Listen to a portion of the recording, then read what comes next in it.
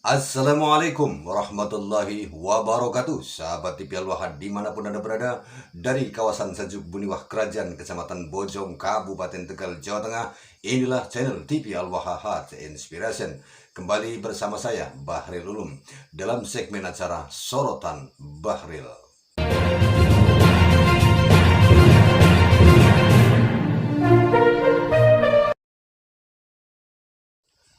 Sahabat TV Al-Wahad, pada sajian kali ini saya ingin menyampaikan kepada Anda bahwa ternyata ada sekelompok Habib yang memang betul-betul memiliki agenda rahasia untuk menguasai negara kesatuan Republik Indonesia ini.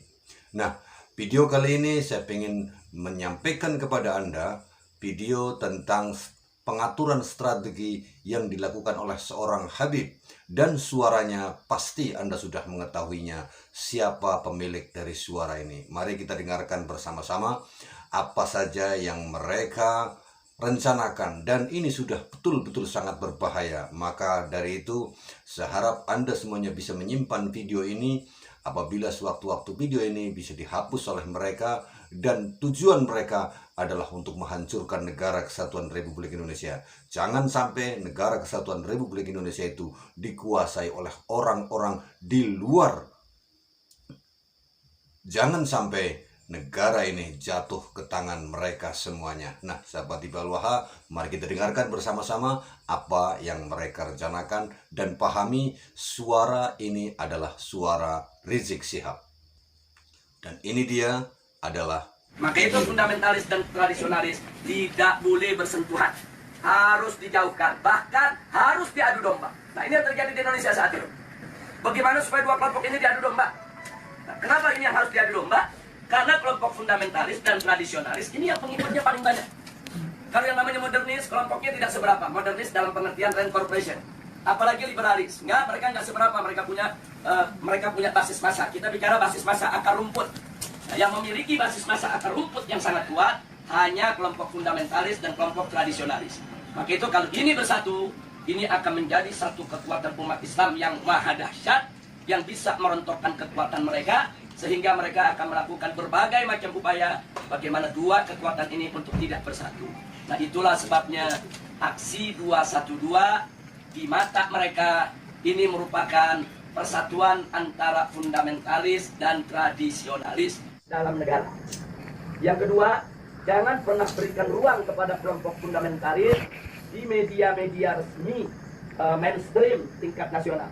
Yang ketiga, yaitu jangan pernah memberitakan segala kebaikan sebesar apapun yang dilakukan oleh kelompok fundamentalis. Yang berikutnya, setiap kesalahan sekecil apapun yang dilakukan oleh kelompok fundamentalis harus diviralkan, harus disebarluaskan, dan harus diulang-ulang supaya itu melekat di hati masyarakat bahwa mereka adalah orang-orang yang tidak layak sudah merencanakan sesuatu kita punya negeri atau di negeri Islam. Nah, kemudian nggak sampai di situ, Jadi kita perlu kelompok berhati-hati. fundamentalis yang manapun jangan pernah sebut mereka dengan rentetan gelar-gelar akademik mereka. Nggak boleh. Apakah itu gelar-gelar kehormatan di tengah masyarakat atau gelar akademik, profesor, doktor, dan lain sebagainya. Jangan. Cukup sebut namanya aja untuk mengopinikan di masyarakat bahwa kelompok fundamentalis itu kuper, bodoh, tidak berpendidikan, tidak punya gelar, nggak ngerti dunia akademik, dan seterusnya. Jadi cukup sebut nama mereka, tidak perlu diberikan embel-embel yang lainnya. Nah, kemudian nggak sampai di situ. Jadi masih banyak lagi yang mereka lakukan. Apa yang kita alami saat ini di kita punya negeri.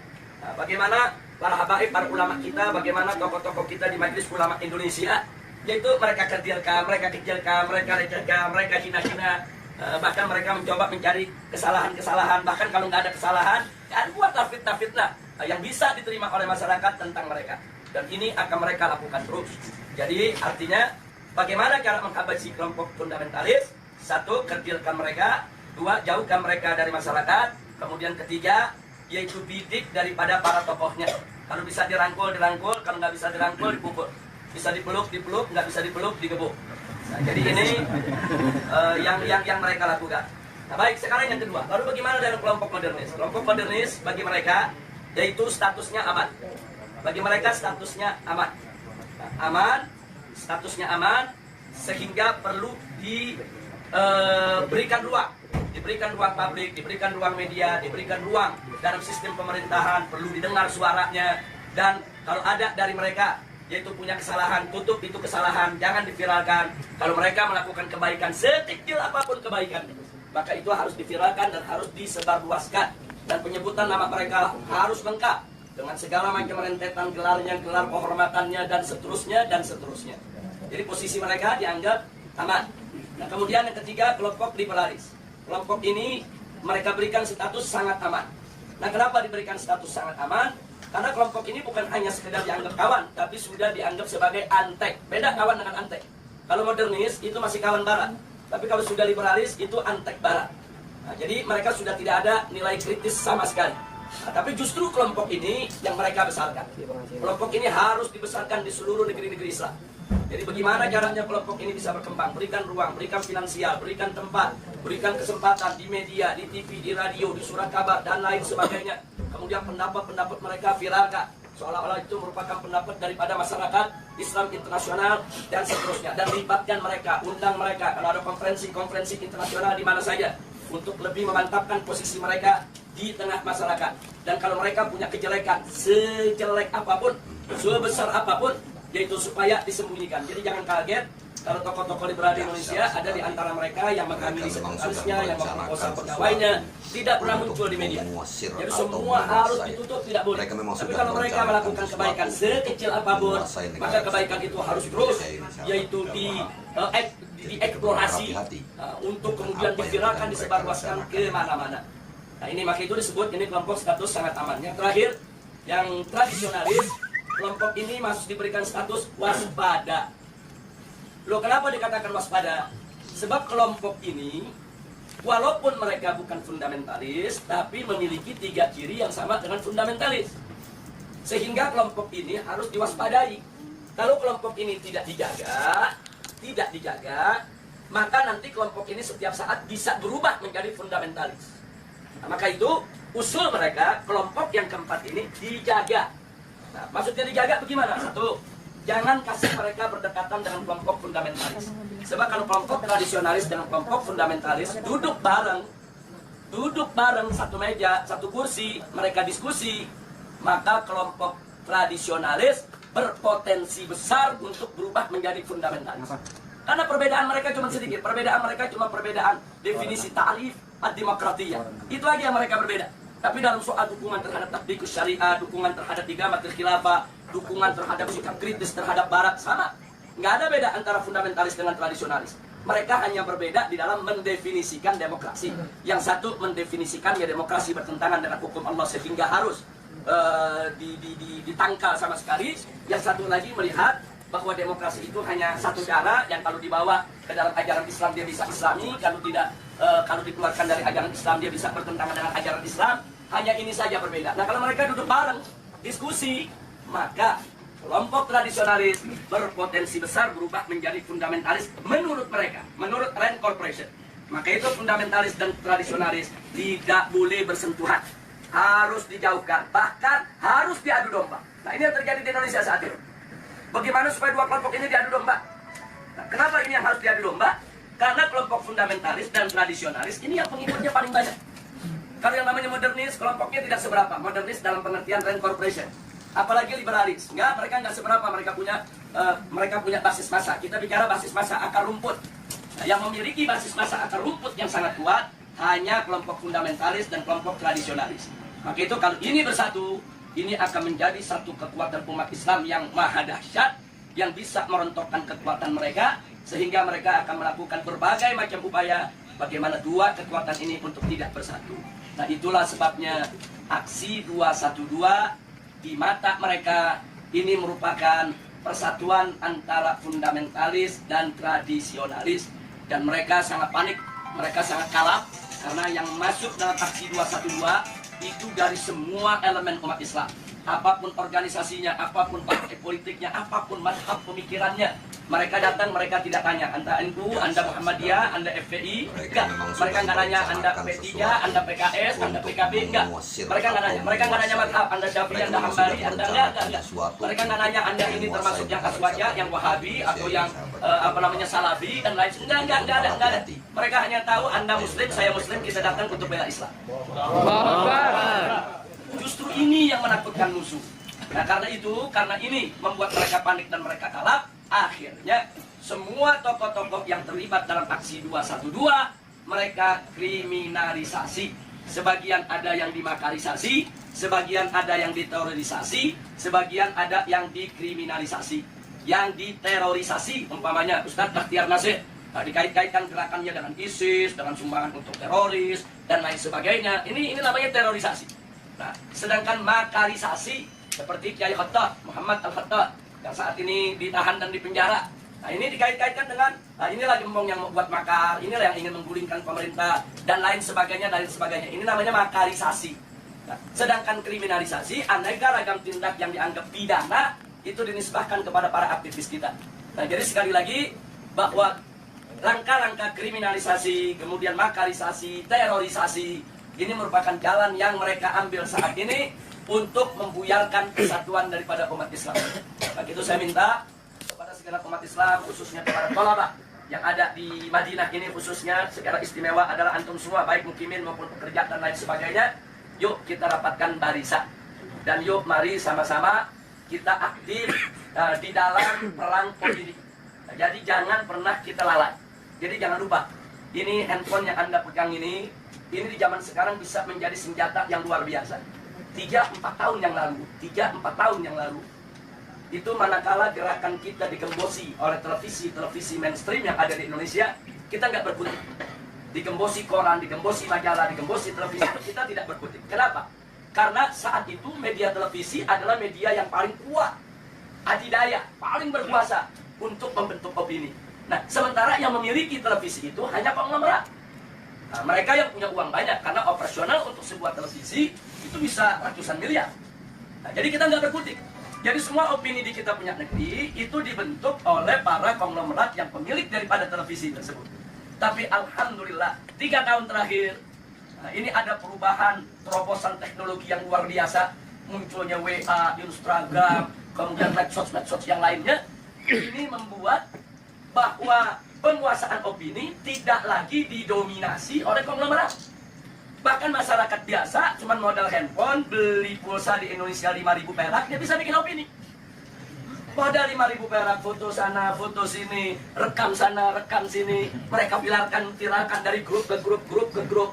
Bahkan kadang-kadang banyak orang mendapatkan berita lebih dulu dari WA ketimbang dari TV.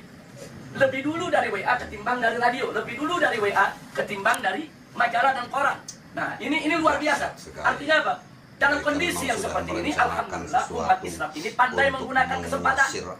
Jadi kita lihat secara tidak direncanakan, tidak ada rapatnya, tidak ada musyawarahnya, tidak ada pendaftarannya, tahu-tahu muncul laskar cyber muslim.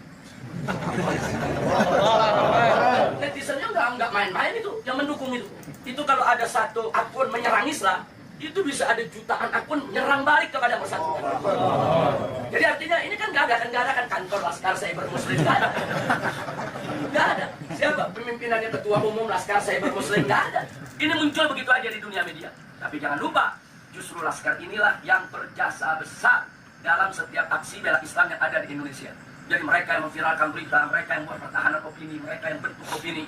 Kalau ada opini-opini buruk terhadap para ulama, para kiai, mereka yang memendung, mereka yang hantam balik, dan seterusnya. Dan kekuatan mereka dahsyat. Itu kalau dihitung daripada frekuensi yang ada di dalam medsos, itu kekuatan netizen yang ada di Laskar Cyber Muslim ini lebih dari 2 juta orang. Jadi nggak main-main, mereka bisa bentuk opini. Nah, ini yang mesti kita jaga, ini yang mesti kita satukan.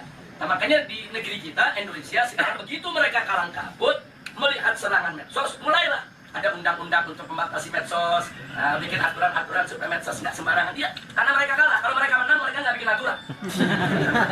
Sama dengan kemarin di Jakarta, pada saat ada pilkada, begitu mereka kalah spanduk, KPU bikin aturan, di putaran kedua tidak boleh ada spanduk, karena udah kalah spanduk. Lo kenapa bisa kalah? Karena di masyarakat Jakarta, secara sendiri-sendiri, bukan dibayar oleh calon gubernur, mereka bikin spanduk di mana-mana. Jadi spanduk calon yang seberang sana kalah banyak, akhirnya bikin aturan nggak boleh ada spanduk. Nah, jadi seperti itulah cara mereka. Pokoknya mana yang kira-kira merugikan mereka, mereka bikin aturan nggak ada. Jadi mereka berani berbuat curang secara terang-terangan. Jadi kalau pilkada-pilkada pilpres sebelumnya ada serangan fajar, kemarin ini saya sebut bukan serangan fajar, tapi serangan barbar. Loh, kenapa saya sebut serangan barbar? Mereka nggak tanggung-tanggung nyerangnya pagi, siang, sore, malam, terang-terangan. Di Jakarta ada hujan sembako, banjir duit, luar biasa. Nah, jadi memang itu peristiwa luar biasa, tapi alhamdulillah Rabbuna yansurul muslimin. Amin. Muslimin di Indonesia, alhamdulillah. Ala barakatillah subhanahu wa ta'ala. Allah masih memberikan kemenangan kepada kita sampai saat ini. Sebelum saya akhiri, mungkin nanti ada yang ingin menambahkan atau ada ingin bertanya atau minta penjelasan. Maka di sini yang ingin saya ingatkan adalah bahwa persatuan ini penting. Allah subhanahu wa ta'ala qala wa'tasimu bihablillahi jami'an wa la tafarraqu. Jadi al-i'tisam bihablillah ini luar biasa. Ini daruri. Jadi kita harus bersatu dalam iman, bersatu dalam Islam, bersatu dalam ihsan, bersatu di dalam penegakan hukum Allah subhanahu wa ta'ala. Wa la tafarraqu, dan jangan sekali-kali kamu bercerai. Jangan lupa bahwa persatuan itu bukan hanya sekedar sumber kekuatan, tapi persatuan itu juga merupakan sumber pertolongan Allah. Di mana kita tahu An-Nabi alaihi salatu wassalam sudah merencanakan sesuatu untuk mengusir atau menguasai. Mereka memang sudah merencanakan sesuatu untuk menguasai negara kesatuan Republik Indonesia. Karena memang pertolongan Allah itu ada pada kebersamaan. Jadi pada saat kita bersama, kita bersatu, nggak usah khawatir, segala kesulitan akan menjadi mudah. Kenapa? Karena di situ ada keberkahan, di situ ada pertolongan Allah subhanahu wa ta'ala. Dan kalau Allah sudah menolong, tidak ada satu kekuatan pun yang bisa menghalanginya. Dan saya berbagi pengalaman sedikit sebelum saya akhiri.